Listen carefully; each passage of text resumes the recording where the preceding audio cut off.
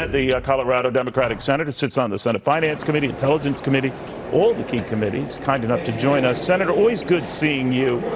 Thank you, Neil. You know, we're talking about what the Federal Reserve's going to do later on today. The consensus, Senator, seems to be they're going to hike rates at least a quarter point and maybe sit back a while. Not everyone buys that. But you're dealing with this debt mess along with your other 99 colleagues, and it's crazy, and those borrowing costs keep going up and make it more expensive. What do you think?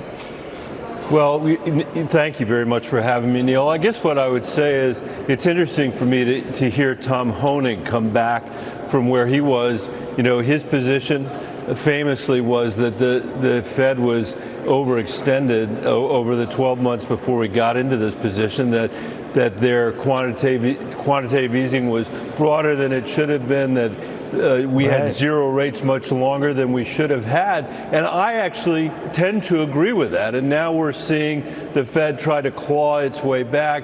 And I hope we're not saying, God, we're sorry that we're seeing, you know, so many more Americans being employed. We're seeing some wages finally start to rise in our economy. So let's not do any damage. I understand why they're going to do what they're going to do today.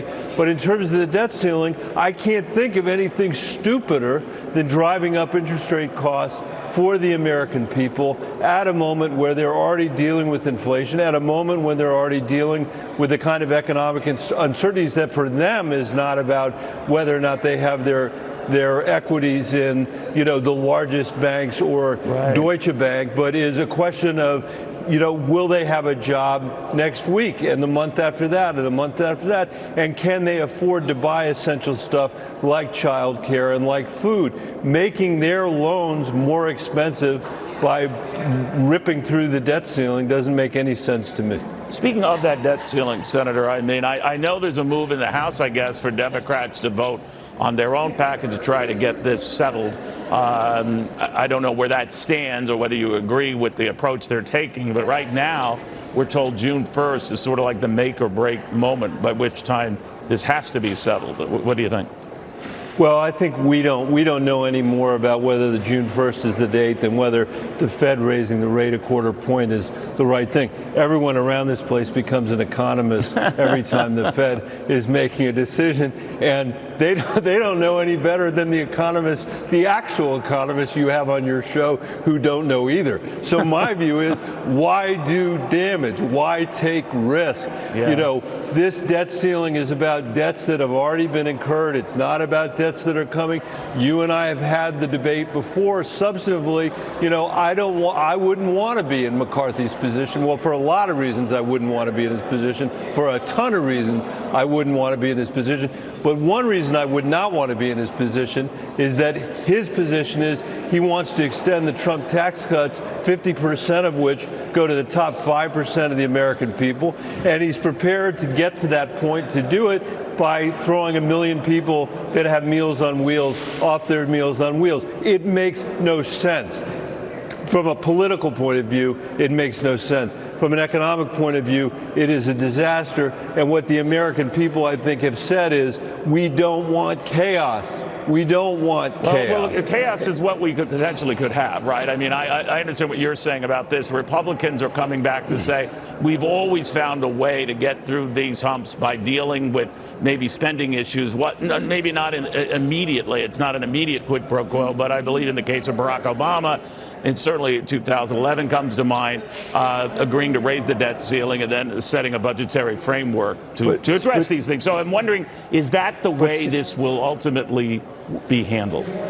I hope that it is handled in a way that does as little damage as possible, Neil. But let's go back to 2011. I voted against that disgraceful deal that Joe Biden and Mitch McConnell cut that you're talking about, in part because it blew a massive hole in our budget deficit.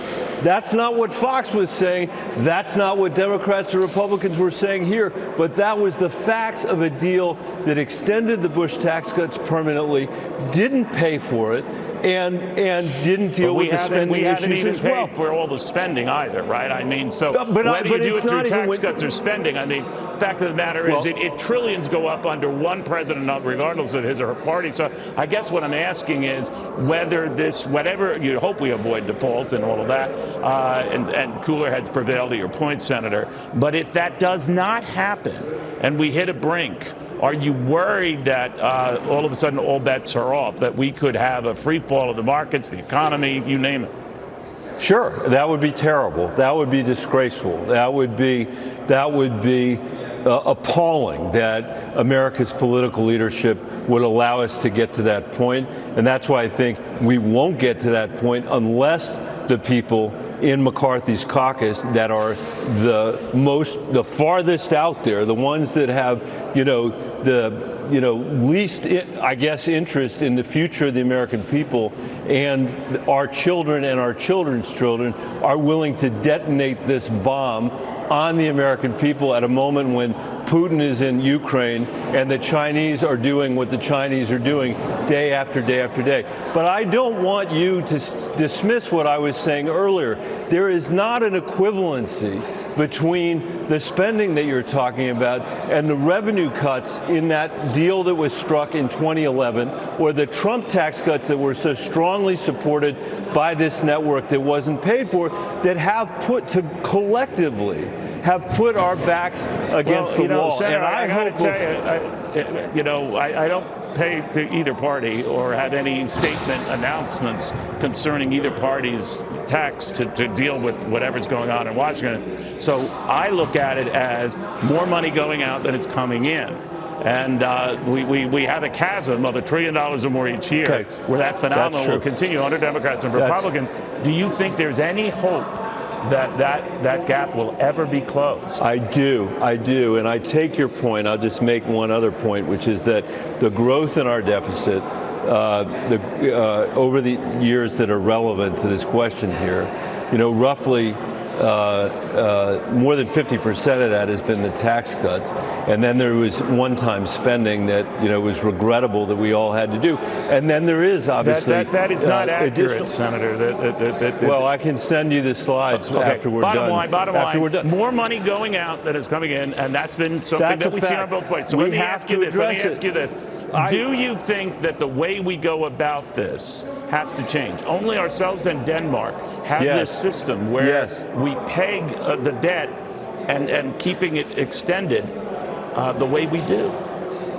Yeah, I think that we have to get rid of the debt ceiling issue because I think it's a loaded revolver that doesn't do anybody any good. I think that between the time that I'm standing here today and when I expire, we have to reach an agreement that leaves our kids in a position where their choices are not constrained because of our failure to deal with the fiscal condition of this country, which we have to do.